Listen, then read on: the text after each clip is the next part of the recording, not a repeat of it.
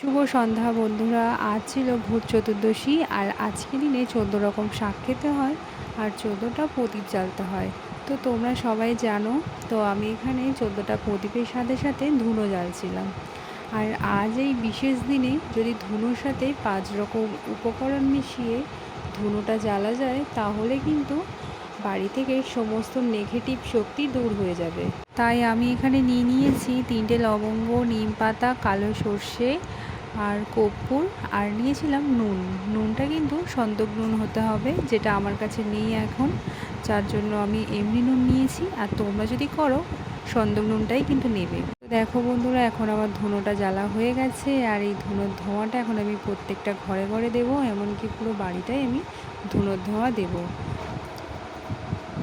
আর মা এখানে দেখো 14টা প্রদীপ জ্বালিয়েছে। আর তোমাদের যদি ভালো লাগে একটা করে লাইক করে দিও। টাটা।